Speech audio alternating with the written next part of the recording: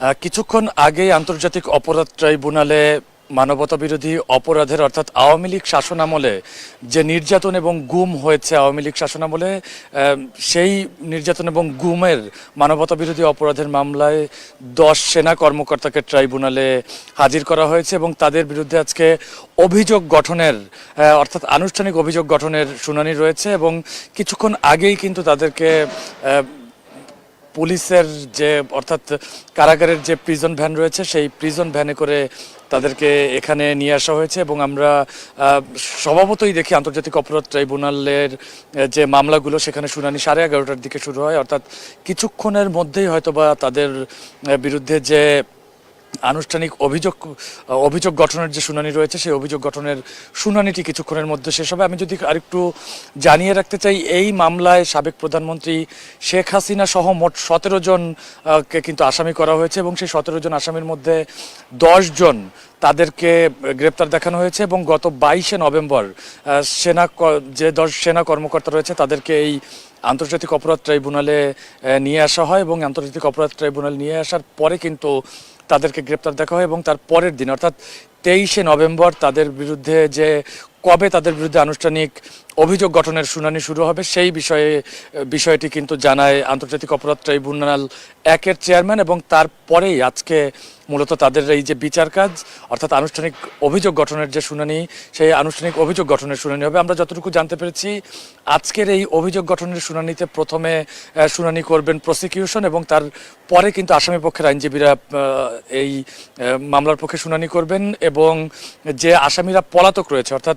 সাবেক প্রধানমন্ত্রী শেখ হাসিনা, সাবেক স্বরাষ্ট্রমন্ত্রী আসাদুজ্জামান খান কামাল, সাবেক আইজিপি বেনজির আহমেদ এবং অন্য আরও যারা রয়েছেন তাদের জন্য কিন্তু স্টেট ডিফেন্সের লয়ার নিয়োগ করা হয়েছে, যদিও তারাও সেই শুনানিতে আজকে অংশগ্রহণ করবে। আমি একটু জানিয়ে রাখতে চাই, আওয়ামী লীগ শাসনামলে কিন্তু বিগত 16 বছরে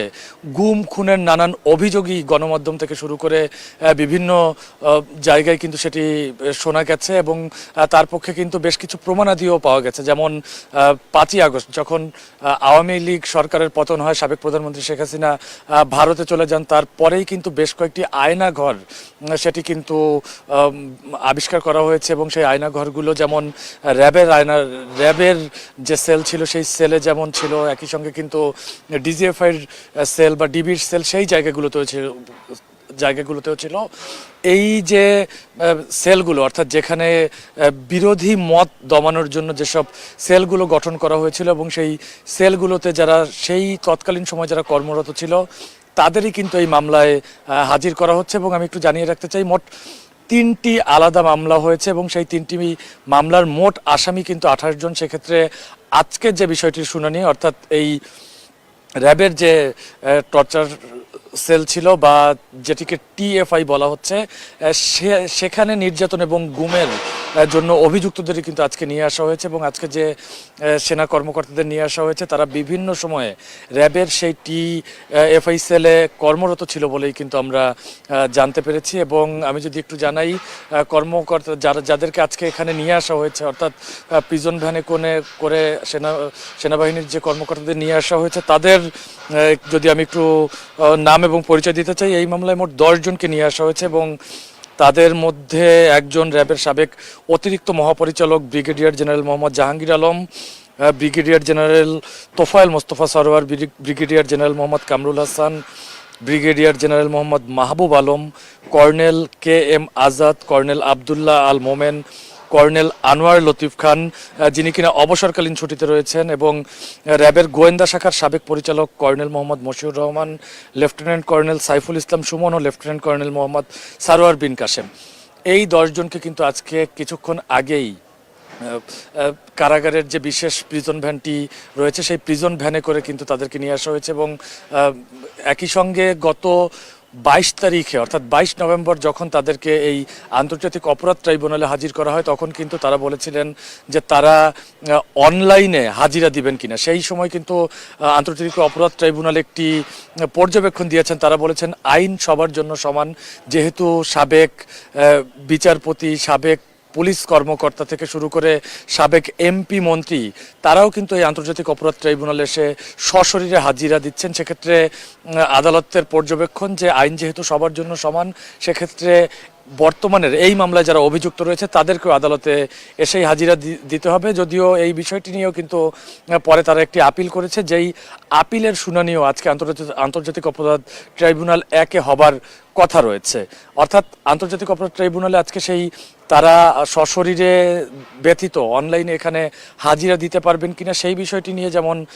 আদেশ আসবে, একই সঙ্গে কিন্তু এই মামলার যে অভিযোগ গঠনের যে শুনানি, সেই অভিযোগ গঠনের শুনানিটিও এই আন্তর্জাতিক অপরাধ ট্রাইব্যুনালে অনুষ্ঠিত হবে। কিছুক্ষণের মধ্যেই সেই অভিযোগ গঠনের শুনানি হবে এবং অভিযোগ কবে গঠন হতে পারে সেই বিষয়টি নিয়েও কিন্তু আদালতের পক্ষ থেকে আজকে জানানো হতে পারে বলেই আমরা আদালতের বেশ কয়েকটি সূত্র থেকে মূলত আভাস পেয়েছি। তবে যাদেরকে এখানে নিয়ে আসা হয়েছে তাদেরকে একে একে কিন্তু এই প্রিজন ভ্যান থেকে নামিয়ে তাদেরকে বর্তমানে আন্তর্জাতিক অপরাধ ট্রাইব্যুনালের নিচতলা যেটি রয়েছে সেই নিচতলায় রাখা হয়েছে এবং 11:30টার দিকে আনুমানিক যখন আদালত বসবে তারপরেই কিন্তু এই গুম এবং নির্যাতনের যে মানবতা বিরোধী অপরাধ, সেই অপরাধের জন্য তাদের আনুষ্ঠানিক অভিযোগ গঠনের শুনানি শেষ হবে। এই ছিল আন্তর্জাতিক অপরাধ ট্রাইব্যুনাল থেকে আমার কাছে সবশেষ। আদালতের শুনানি শেষে তারপরে আমরা আবার বিস্তারিত আপনাদের জানাবো।